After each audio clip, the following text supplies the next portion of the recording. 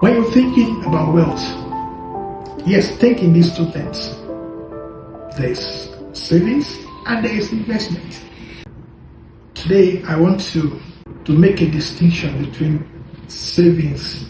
Now, there's a reason why I felt the need to do this video, because most people believe that their savings is a form of investment, and they are right and they are also wrong. That is because there's a major difference between savings and investment. What is savings? Or what is the goal of saving? Primarily, saving focuses on two major things. The first one is money protection. See, when you are saving your money, the first goal you have in mind is you want your money to be protected, against future use. And the second goal of savings is money accessibility. So you put your money in a place where number one is protected, number two you have access to it. Whenever you have this financial emergency, or like they call it the rainy days, so you put the money aside for that purpose, right? And then in doing so, the bank have offered some incentives, which whereby they can give you a certain percentage for keeping your money with them in the savings account, and of course even the bank will even come up with a name and title it an investment vehicle or investment account, in the bank, and you put your money there believing that you have an investment in the bank. It's not an investment, it is still savings. So, but the return is high. Maybe they are giving me 6%, return on my money, or even 8.4% return on the money that I'm saving with the bank. Like they call it premium accounts or call account, all these kind of accounts in the bank. Yeah, they're giving you that kind of return on your investment. But the truth is, you are still saving your money in the bank with some interest. And also, when it comes to saving, also, it's not only the bank that will save our money. For example, if you put your money in the mutual fund, in money markets, in all these vehicles that promise security on your money, they are all savings. See, now that is the interesting part of it. See, they promise you return on your money, but it's still saving nonetheless. See, investment, on the other hand, is a game of risk and reward. See, in savings, there is no risk to your money. See, if you put $1 million there, that at least the $1 million is guaranteed. And of course, whatever now return they give you on the $1 million. So it's savings. See, you are trying to invest through savings, but at the end of the day, you're still saving nonetheless. Now, investment deals with risk and reward. In investment, the goal is not money protection. The goal for investment is money multiplication. See, that's interesting. So, say for example, if you save your money, let's say you save $1 million in a bank or in one of these S&P 500, or you save it through a money market or mutual fund, or any of those vehicles, that gives you maybe like 10%, 15% return on your savings. They call it investment, but it's on your savings. Assuming you save $1 million through those vehicles, it is not possible that you get $1 million profit at the end of a year in 12 months. It's impossible. You cannot double your money within a year. Of course, with the compound the compound effect, interest, effect on your money.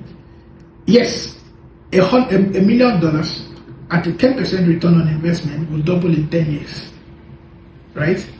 which is great. I mean, that's something huge, but it's going to happen in the next 10 years.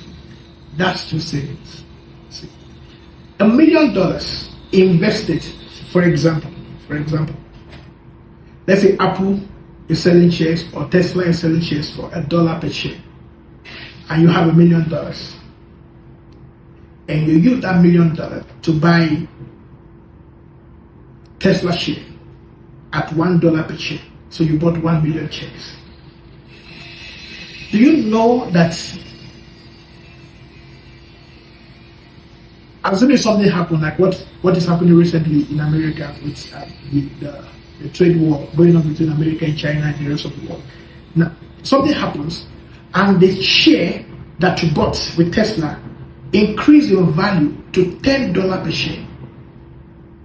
You bought it at $1. Let's say you bought it 3 days ago at $1.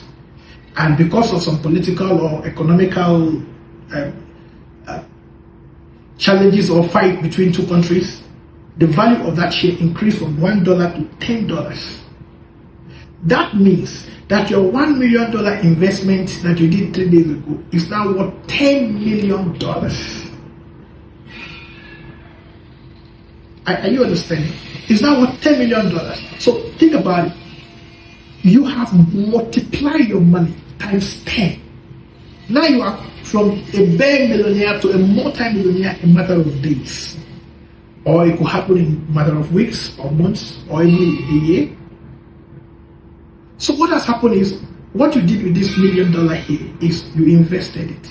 Why? Because just as it happened positively and you gained 10 million or you gained 9 million more within days, it could also go south and you could lose everything, or the value can reduce to maybe what you bought for $1 per share is now 20 cents per share. So you've lost $800,000. Your money is now worth $200,000.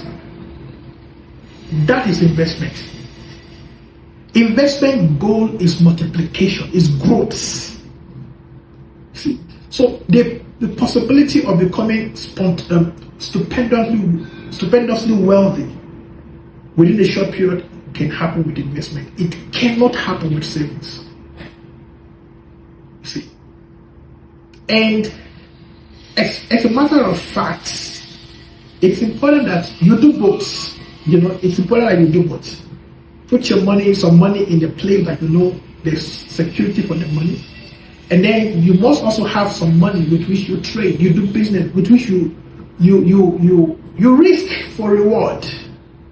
See, so if all your money is in one of these safe vehicle that bring you small return on investment, you don't have an investment. You actually have the savings with some interest. I like the parable Jesus told in the Bible, distinguishing between these two, between investment and savings. I love it. It's beautiful. He told us the parable of the talents. How a master of the house have 3 servants, and he's about to travel on a journey. He called 3 of the servants, and the first one he gave 5 talents. The second one he gave 2 talents, and the third one he gave 1 talent. Jesus said he gave them those talents according to their abilities. In other words, one person can handle 5, the other can handle 2, and this one can handle 1. So he divided and then he traveled. Upon his return from his journey, the first one came and said, Master, look, you gave me 5 talents. I have gained 5 more talents. Here are your talents. The 5 you gave me plus the 5 I gave. So what happened? The man doubled the money. And the master was happy with it. The other one came and said, Master, you gave me 2 talents. I traded with it and I doubled it. Now I have 4 talents. 100% growth. The master was pleased with him as well. And the last one came and said, Master, look, I don't trust you. I don't trust you. So the talent you gave me, I put it in a clean napkin and I buried it. Because I don't trust you. I don't want your problem. So here is your talent. Nothing added, nothing missing. As you give me, I brought it back to you. And Jesus said that the master was angry with him and said, you are a wicked servant. He said, you could have at least, you could have put my money in the bank. That at the least when I come, I will have gotten my money back plus some interest. You see, so Jesus in that parable was telling us that when you go to the bank or any of these saving platforms, you save your money with the hope to get some interest. It's not the same thing with the two guys who doubled their money. Those two guys went into investment and multiplied the money. This one, Jesus was suggesting that he should have put it in the bank. Not invest, put it in the bank, that at least he will get the money back with some interest. See? So it's important that you know the difference.